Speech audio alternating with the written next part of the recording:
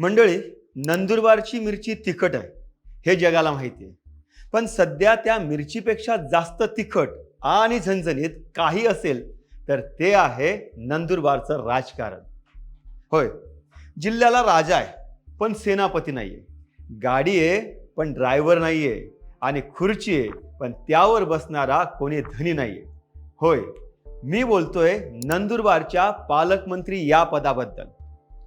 एकीकडे अजितदादांचा गट म्हणतोय ही खुर्ची आमचीच, तर दुसरीकडे शिंदेची शिवसेना दंड थोपटून उभी आहे. आणि तिसरीकडे भाजपाचे नेते म्हणतायत आता काय आम्ही काय बघत बसणार आहोत का. आजच्या व्हिडिओमध्ये आपण या बाबतीत उलगडणार आहोत नंदुरबारच्या पॉवर गेमचं गुपित. अभिजित मोरे यांची मुंबई वारी फळाला येणार की चंद्रकांत रघुवंशींचा अनुभव जिंकणार की मग हिना गावित आणि विजय चौधरी हे बाजी मारणार.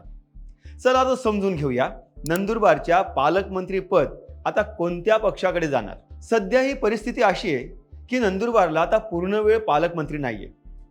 तांत्रिकदृष्ट्या जर विचार केला तर पदभार वरच्या नेत्यांकडे असला तरी स्थानिक प्रश्न सोडवायला आपला माणूस लागतोच ना.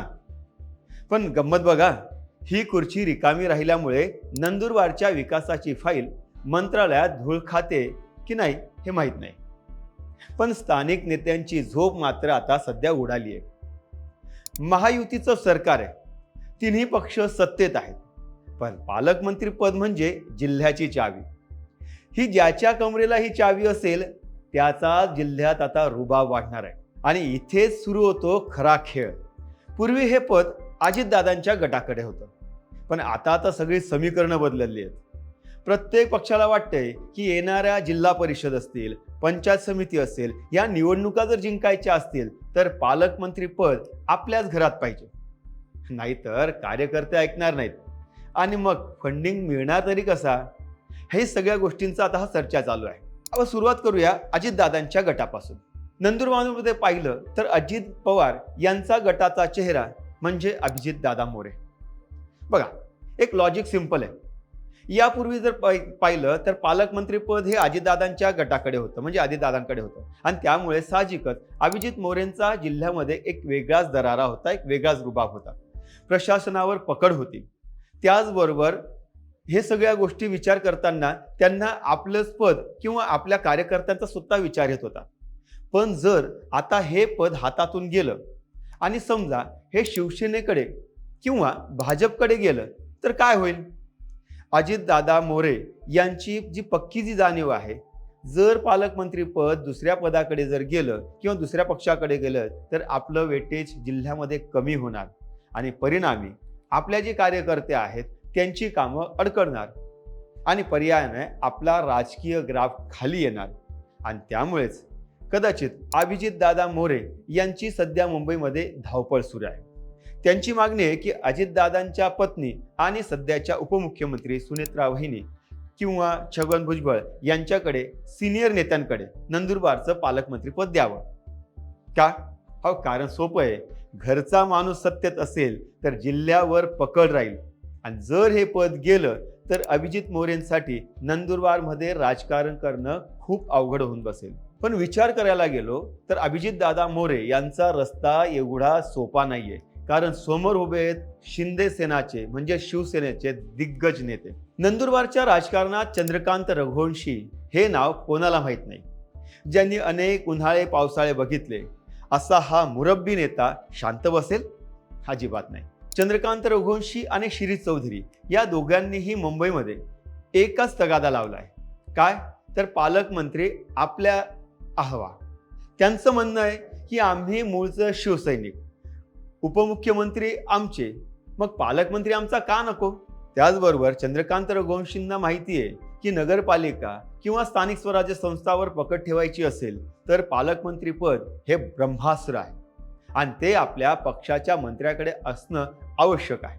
आणि त्यामुळेच शिवसेनेच्या गोटातून एकच आवाज येतोय, आता आमची पाळी. पालकमंत्री पद हा शिवसेनेचाच असायला हवा. आता दुसरी बाजू पाहूया, म्हणजे आता वळूया मोठ्या भावाकडे, म्हणजेच भारतीय जनता पक्षाकडे. तुम्हाला काय वाटतं, भारतीय जनता पक्ष म्हणजे भाजप शांत बसेल? मुळेच नाही. भाजपची ही कार्यपद्धतीच वेगळी आहे. ते गोंधळ कमी करतात पण गेम जास्त करतात. खासदार डॉक्टर हिना गावित आणि भाजपाचे नेते विजय चौधरी हे सुद्धा या शर्यतीत जोरात आहेत.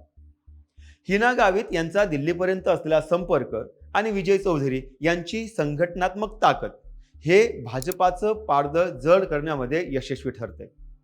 त्यांचा युक्तिवाद असा आहे की जिल्ह्यात जर भाजपाची ताकद जास्त आहे, त्याचबरोबर आदिवासी पट्टा जर पाहिला त्याच्यामध्ये भाजपचं काम सुद्धा जास्त आहे, मोठं काम आहे आणि त्यामुळे पालकमंत्रीपद हे भाजपकडे अर्थात गिरीश महाजन असेल किंवा स्वतः विजयकुमार गावित यांना मिळायला हवं असा त्यांचा युक्तिवाद आहे.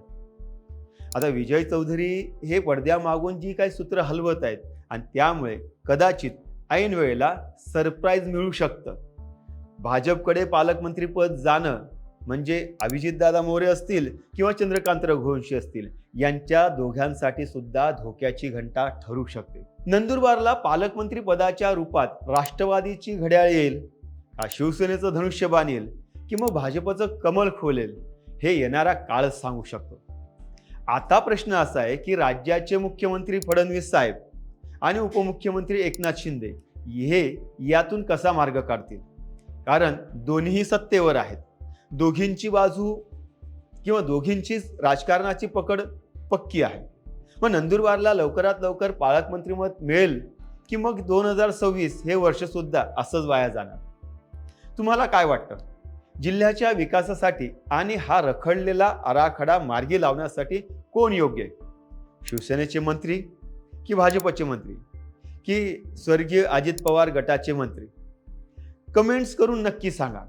ही लढाई आता फक्त पदाची राहिलेली नाही, तर नंदुरबारच्या भविष्याची पण आहे. तुम्हाला व्हिडिओ आवडला असेल आणि खरं तर तुम्हाला व्हिडिओ आवडतातच हे तुमच्या लाईक्स आणि शेअर्सवरून आम्हाला कळतंच, पण तरीसुद्धा पुन्हा एकदा सांगतो, व्हिडिओ आवडला असेल तर नक्की शेअर करा. आपल्या बोल MH या चॅनलला सबस्क्राईब नक्की करा. धन्यवाद.